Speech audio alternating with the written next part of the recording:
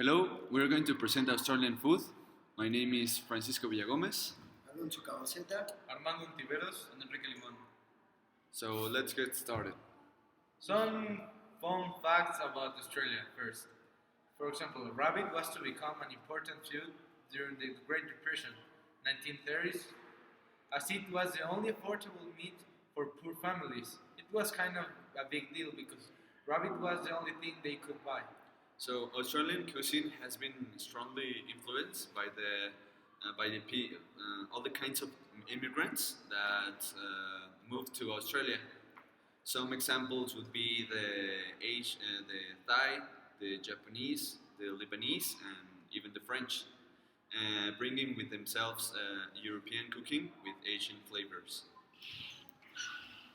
Now, the flag. It's like a little about general culture. Australia, like for example New Zealand, they were protectorates of United Kingdom. This means United Kingdom conquered those territories in an early age. That's why they have part of the United Kingdom flag in their own flags. Well, at the beginning in the 18th century, the Aboriginal Australians survived for thousands of years on a hunter-gatherer diet. This bush tucker diet often included emu, kangaroo, moths, lizards, and snakes, as well as the berries, roots, and honey. And while Captain James Cook in 1770 did not adjust easily to the staples of the indigenous diet, much of which they didn't recognize. An example of the British food that they brought to Australia was the fish, the geese, swans, and pigeons, and the rabbit and deer were introduced for hunting, as my partner Armando said. Bush tucker, also bush food, is any food native to Australia and used sustenance by the original inhabitants. The Aboriginal Australian, as an example of Australian native animal food, means kangaroo, emu, crocodile, kangaroo is the most common food. It So, can well, it can be sometimes cheaper in supermarkets than meat from beef.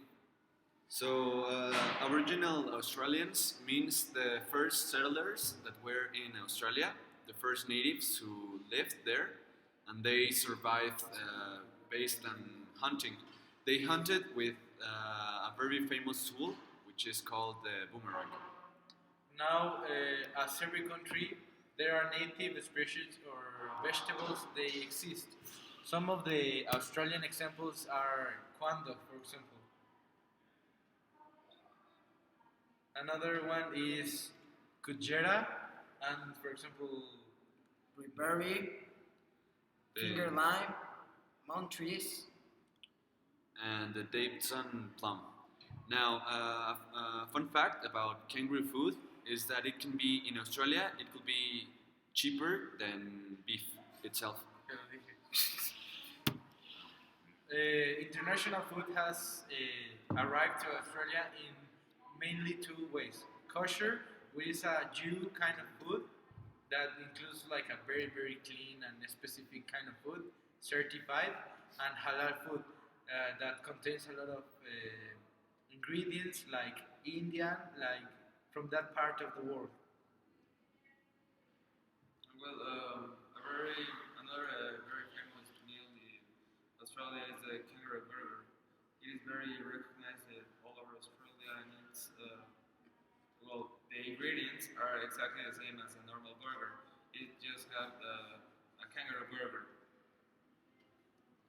In modern Australia traditions, Now, the international food that had been brought to Australia, for example, it'll be the kosher and the halal. In here we have some examples of of how many different cultures and religions came to Australia.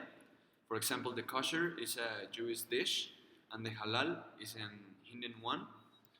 so in at last but not least, traditional bush tucker food and game meat are a novelty or specialty food items. For example, meat pie, normally filled with steak and considered a national dish, was introduced. We can see the combination of different flavors and sometimes even halal meat with kosher food. It's very interesting how different cultures have managed to join in one single kind of cuisine.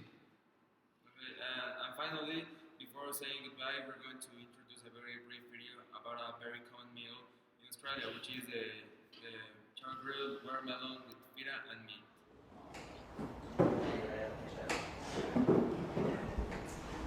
This is Anthony's processing shed where the ginger ends up just before it heads off to market. And so while I've got this watermelon here, I'm going to do a really simple recipe.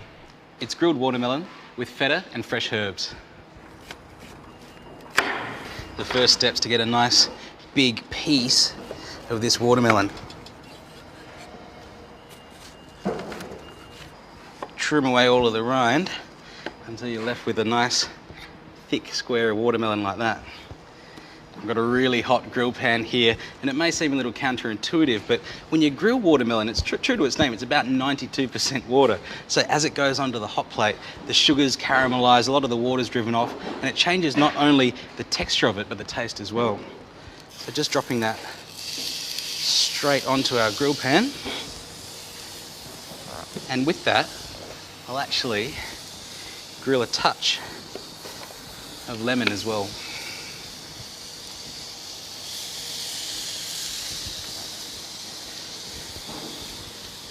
Get some nice grill lines on the watermelon. I just want to turn it 90 degrees on that plate. Gives us a nice cross pattern.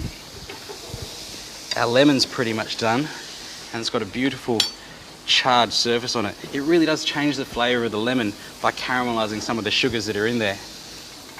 Some fresh herbs for this dish as well. And I've chosen some light and floral, but also peppery herbs, because those flavours will go really well with the sweetness of the watermelon. Some wild rocket, some parsley, and some mint as well. Just pick some of each of those. And it's about time to turn our watermelon.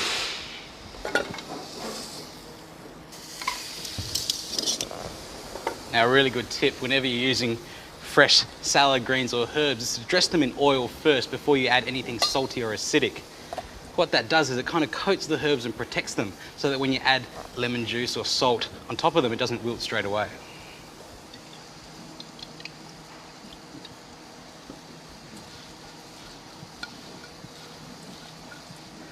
There's only one more ingredient left for this dish, and that's this. This is a buffalo feta from the Sunshine Coast hinterland, which is great dairy country. And I just want to break that into big shards.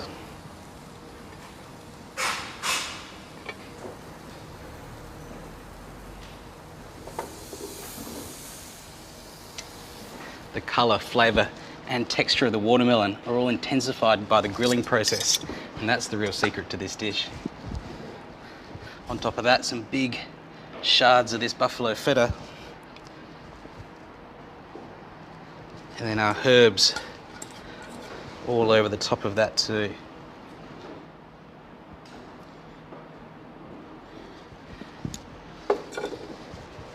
And the thing that really ties this dish together is a lot of freshly ground black pepper, a good whack of sea salt, and then finally our grilled lemon. And that just needs to be squeezed all over the top. The herbs are nice and protected, and that is a really simple dish. Grilled watermelon, buffalo feta, and fresh herbs.